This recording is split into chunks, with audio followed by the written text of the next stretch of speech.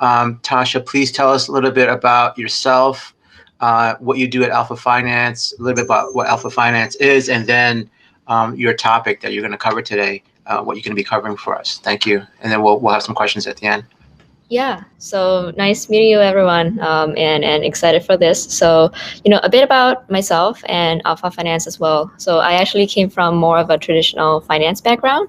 So I studied economics at UC Berkeley, and then I started my career in investment banking in San Francisco and then in London. And then I pivoted to join Tencent, which is one of the largest tech firm from China, as a product manager. And then I pivoted to enter the blockchain world, and then it's a rabbit hole since. So pretty much I started at Band Protocol as a head of strategy, and then I spotted a lot of gaps in DeFi, not just on the product level, but on how products are being built, DeFi security as well, and many angles. So that's when I left Band Protocol and also start Alpha Finance with the co-founder Nipun.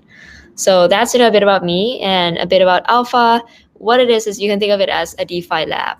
What that means is we're incubating a lot of innovative DeFi products that will capture unaddressed demand. So you can think of it as we are always on the lookout, understanding the industry to see what else is missing in DeFi to really move the industry forward.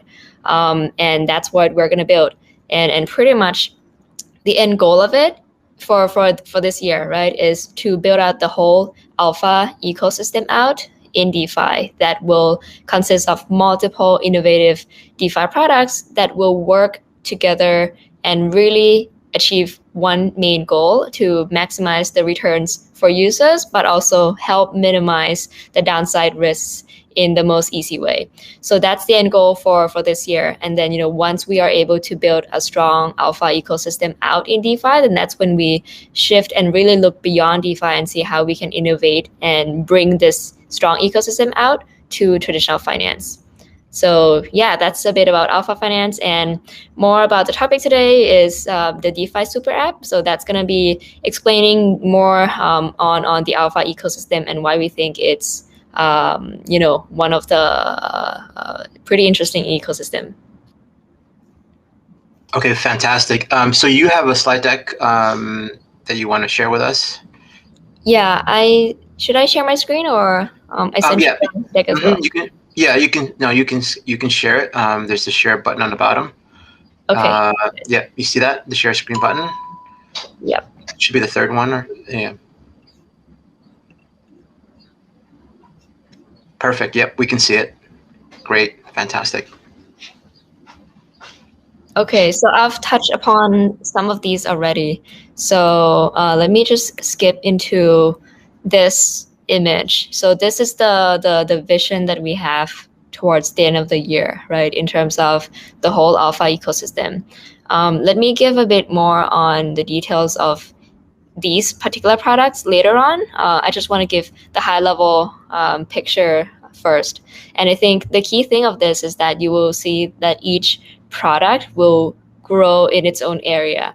Some of them might be on multiple chains, some of them might be on only Ethereum, some of them might be only on L2. So it really depends on where it fits best. And I think that's the nice thing of it, that we're not limited and bound by anything much, because we're pretty innovative and always going to be on the lookout for new opportunities. So for instance, with Alpha Homora, which is the first ever leveraged yield farming product in DeFi, we first launched on Ethereum, which has got significant usage. And then once we spotted more demand in other chains, we actually are moving and adding Alpha Homora to other chains as well. So starting with Binance Smart Chain, which we just announced yesterday that we're launching Alpha Homora V1 on Binance Smart Chain. So that's pretty much the big picture of each product. But then one thing that's really important is how you can see here that each product are actually linked together. So that's the main thing that we aim to achieve as well, in terms of making sure that each product actually adds something to each other, and you will benefit more from using multiple products in Alpha ecosystem as opposed to using just one product, right? So just to give you an example, right? So AlphaX is a completely different product from Alpha Homora. You can think of it as, an area B. Alpha Homora is in area A. And I'm going to go into what A and B means later on, so just not to get into the detail too much. So A and B are actually somewhat interrelated, and those who use A will benefit from having Alpha X being launched, because we will have the link and a pretty much an easy way for Alpha Homora users to benefit from Alpha X being live as well. So that's the goal that we plan to do for all the products, and not just Alpha X and Alpha Homora, right? So yeah, I think that's the high level that I wanted to share. And then now that we go deeper into each of the product itself, I think one thing to realize is, as I mentioned earlier, it's really important to spot market gaps and what we call the unaddressed demand in DeFi, because that's how we really help innovate and push the industry forward, to spot new market gaps, to really create a new segment in DeFi. So, and that's what we did with Alpha Homora. So before we launched Alpha Homora and even thought of this concept of leveraged yield farming, which did not exist then, we saw these two main problems. The first one is that there are a lot of ETH holders just bearing low lending interest rate on ETH. And it has been taken as a fact that lending rate on ETH is low, but I'm sure everyone wants high lending rate on ETH, right? So if we can find a way to innovate on the borrowing side, then this is one huge market that we can capture and really set it as apart from typical lending protocols as well. So vice versa, another market gap that we spot is that a lot of yield farmers are still searching for higher yields, and the APY for yield farming has been coming down.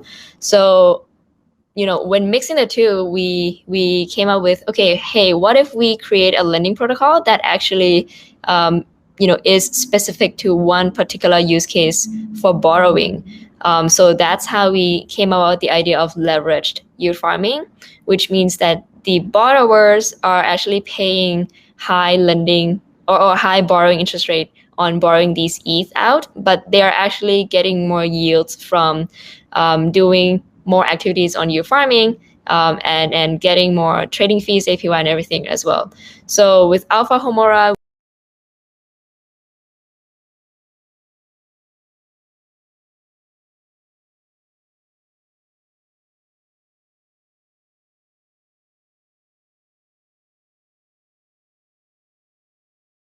leverage, and you can see the leverage is correlated to how much ETH they are adding to their position, and then they click farm. So all of the steps with regards to borrowing, with regards to the actual steps to yield farm, are taken care of by the protocol itself. So because of this, the lenders are getting really high lending interest rate on ETH. So, that's how we also make sure that we are capturing various market gaps at the same time. So as a result of that, now there are three unique propositions to Alpha Homora, because we were able to spot the market gaps that are really, really huge, right? One is not only that it's the first and the only protocol on Ethereum now that offers leveraged yield farming product. It also is the protocol that offers the highest lending interest rate on ETH. Typically, it stays around 8 to 10%. But usually, when the utilization rate goes up pretty high, then the rate also goes up accordingly, right? And just to give you a benchmark, typically the lending rate on ETH is less than 1%. So it's about 8 to 10 times higher. And then the lending itself, we actually innovate on here as well. So I don't want to go into too much of a detail on this, but then what's interesting is that we actually use the concept of both fixed and variable interest rates. So this is something actually new to a lending protocol, as well as typically it's either all variable or all fixed. But for us, it's actually parts of it are variable and parts of it are fixed. And that's the only model. And it has been working pretty well. So if you have any questions on this, feel free to ask me later on as well. So that's the one that I was talking about. So that's the variable part, and that's the fixed part. And that's actually where the optimal utilization rate we want to achieve. So it's a range instead of just one point. So yeah, and with this, Alpha Homora has grown pretty fast as well. We launched back in October 2020, and it has reached $1 billion in 4 months. Right now, it has come down quite a bit. Right now, we're at 870, and then the next target we're actually going for 2 billion, and going forward. And I think this comes from us always on the lookout for new opportunities. So even though the product has been launched, it will always gonna find new angles to innovate itself. And I think that's the beauty of DeFi too, where everything's very fluid and innovative, as Lisa was saying earlier.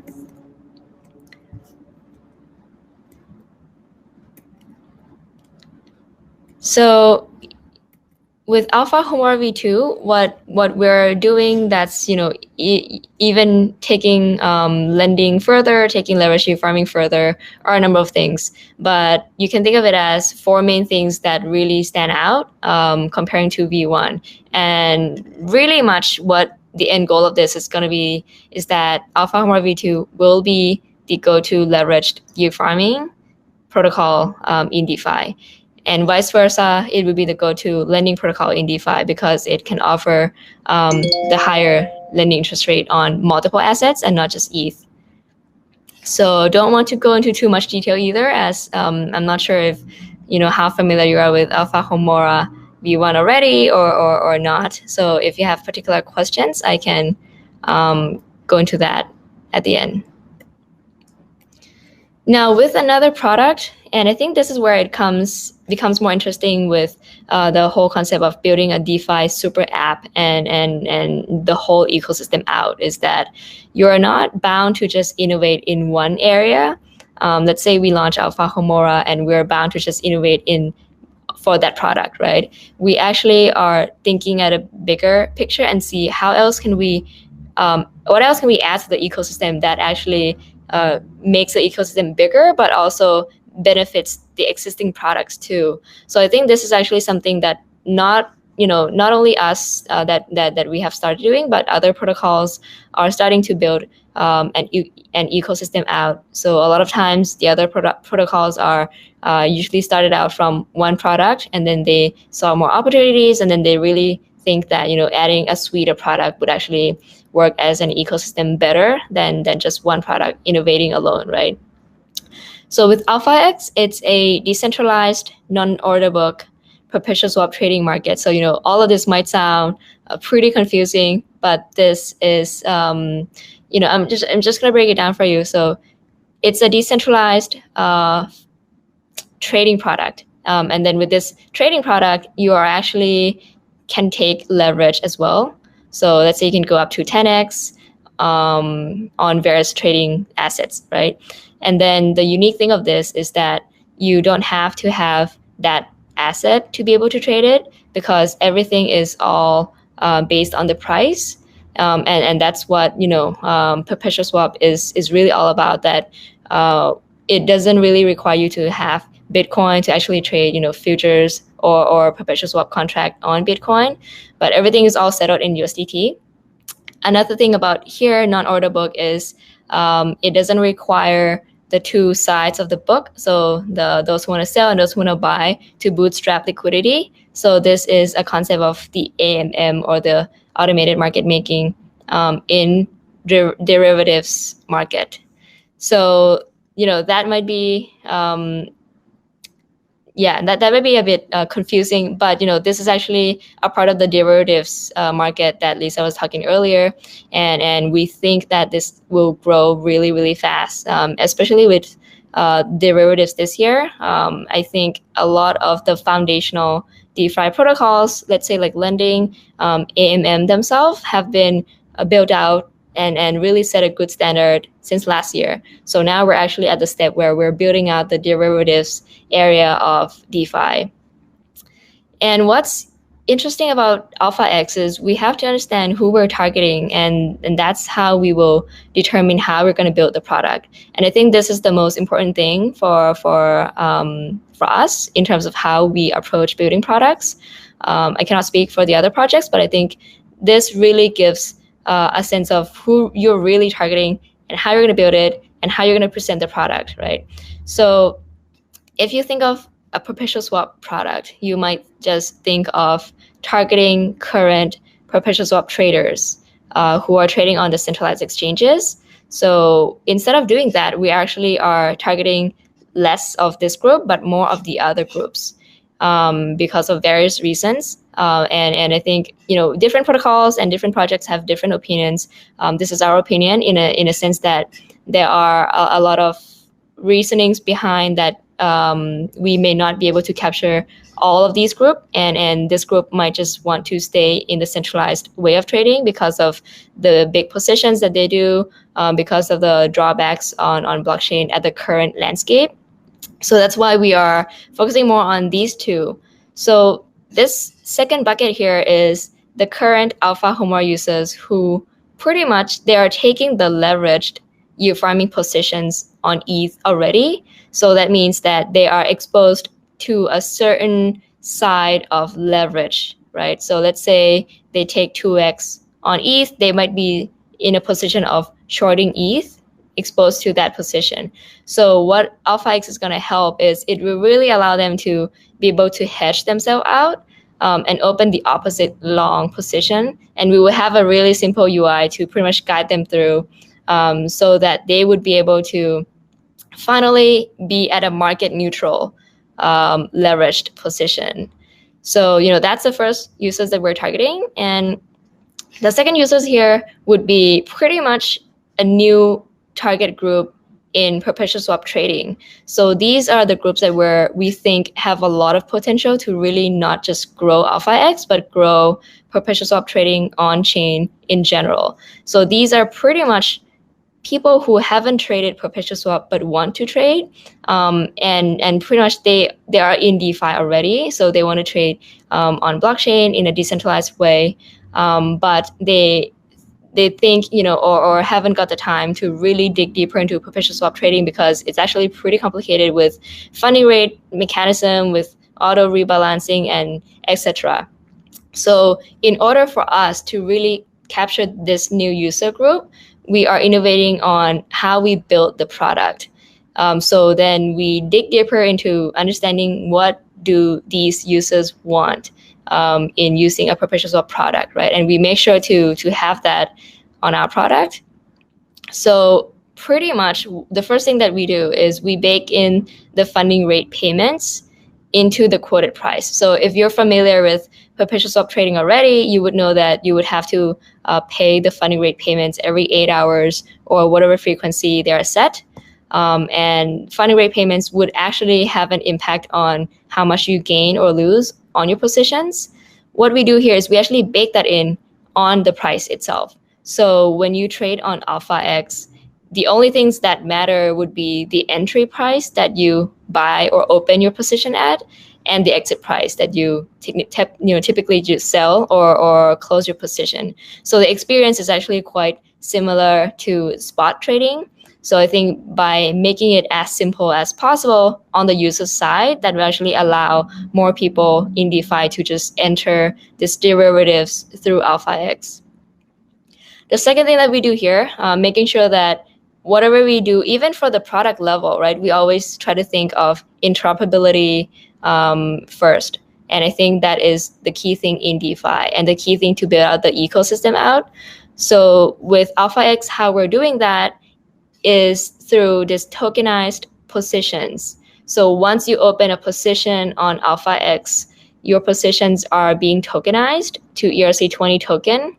And with ERC20 token, you can further use this token in various protocols that we will drive the utility of these tokens. So just to give you an example, with, let's say, a 2x long ETH ERC20 token, we would have that market to allow you to just buy that token with USDT, let's say on Uniswap or SushiSwap. So that is already one use case of that token. And what that means on the user's end is that if you want to be exposed to that position, you don't even have to come to AlphaX. You can just use your USDT to buy directly on Uniswap or SushiSwap.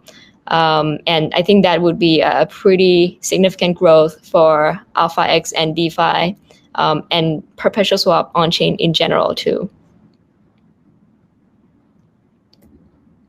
So yeah, I think I've touched upon the 3 products here that we have been sharing to the community. And of course, there are a lot more that we are working internally. So as mentioned, this is the vision that we have towards the end of the year. So we are taking this moment really to craft out the alpha ecosystem that we want to have it, be the main ecosystem in DeFi. And yeah, that's pretty much it. Thank you so much, Tascha. We do have some questions. Let me try to read out some of the questions. If you do have any questions for Tascha, please ask it in the questions section on the extreme right of your AirMeet screen. There's a questions icon. Submit your question there. We have a question from Solomon.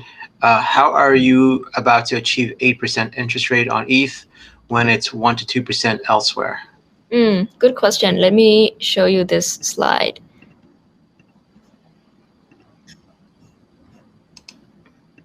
Okay. So this is the interest rate model that we have. And you can see here it's fixed right here, and it's variable on the 2 ends. So what this whole thing is saying is that the borrowing interest rate will depend on how much ETH is being borrowed out in the pool. So and these are the percentages, right? So let's say ETH is being borrowed out at 60% right now. So that would be the rate that the borrowers are paying. So correlate to about 8%. So if the utilization rate, which is correlated to here, stays around 80 to 90%, the borrowing interest rate that the borrowers are paying is fixed at 10%. And then once it goes beyond 90%, then that's when the borrowing interest rate would be variable again, and really go steep up to 50%, because we don't want to have it be stable at around here, because this will not be friendly for lenders, as they may not be able to withdraw out, as a lot of the funds are being borrowed. So that's why it would have to steep up really, really high. So the nice thing of this is that because of 2 things, we are able to generate pretty high lending interest rate on ETH for lenders. The first thing is that we actually, keep this rate flat within 80 to 90%. So this means that this is actually the optimal place for borrowers to be. As if they were to go beyond this, they would have to be a lot more. If they are below this, that's fine too. But they are actually not maximizing their yields from yield farming. So that's the number 1. The number 2 is that they are actually getting a lot higher yields on yield farming comparing to the borrowing interest rate that they have to pay. So let me show you this slide. You can see here that the APY here, which includes yield farming APY times the leverage, trading fees APY times the leverage, and additional alpha APY a little bit here, totaling to 200% for ETH sushi pool. So that means that if you have to pay here 7.5% borrowing interest rate for this 204%, they're more than willing to take that position. So that this is why there has been pretty high demand on ETH borrowing on Alpha Homora.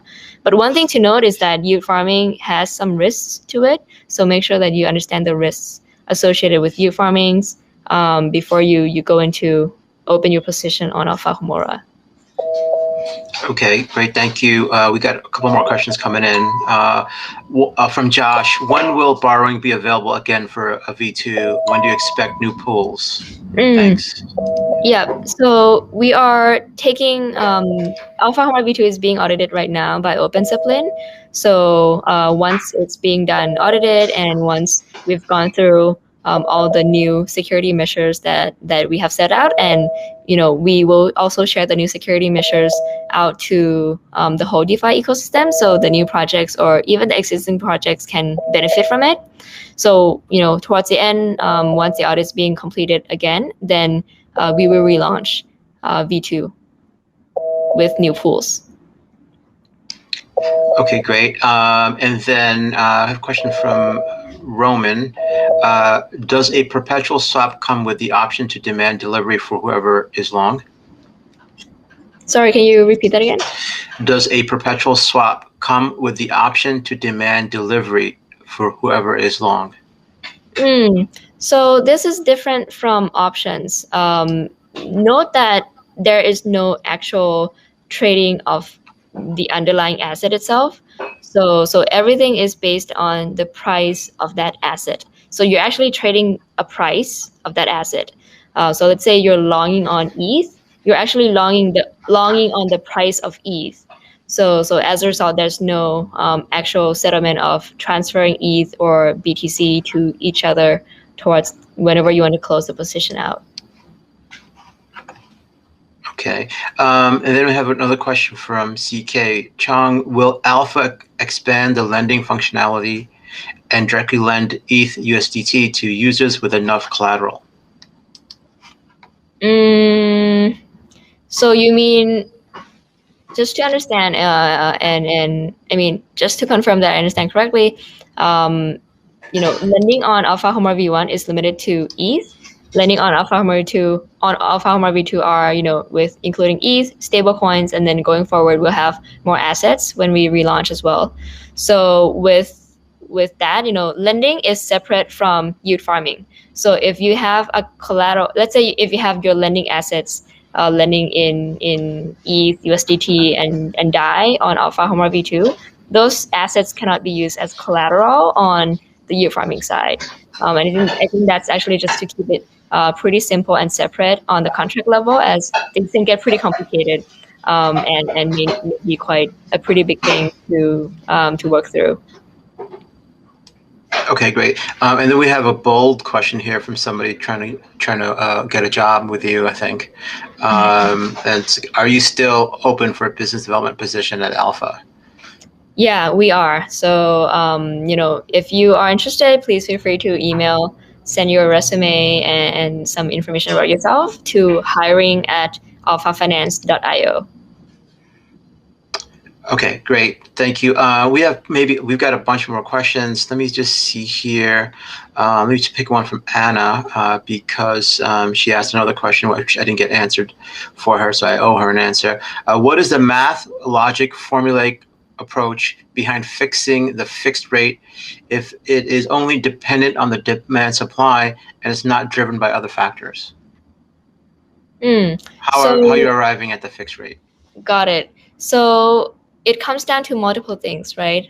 First thing is we first determine where we want that fixed region going to be. So internally, we believe that the optimal point should not just be at one point, because technically, if that's the optimal point and you want everyone to be at that point, it's impossible to have everyone be at one point all the time, right? So that's why we actually extend it from just one point, which is a typical, mechanism that like other lending protocols use.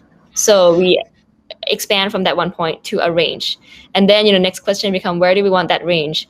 Then we believe that the most optimal range will be at around 80 to 90% utilization rate. And that's because if it's below that, then it is not using the assets in the lending pool to the maximum capacity. And if it's beyond 90%, then that would put the lenders at risk of having some issue withdrawing the funds whenever they want to. So we believe that, the range would be 80 to 90%. And then the next questions become then, what's the borrowing interest rate that we want to set, right? And I think that comes down from the industry standards, and typical lending rate is at 1%. And we believe that if we go 10x higher than that, so 10%, we would actually achieve a pretty significant, competitive advantage.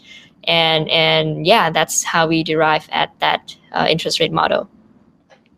Okay, great. We're running out of time. Tascha, thank you so much for the fantastic presentation. Very, very informative. We learned a lot about Alpha. It seems like you're doing some really exciting work.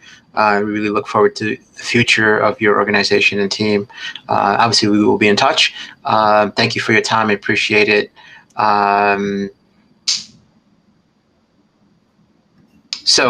Okay, move on to our next talk.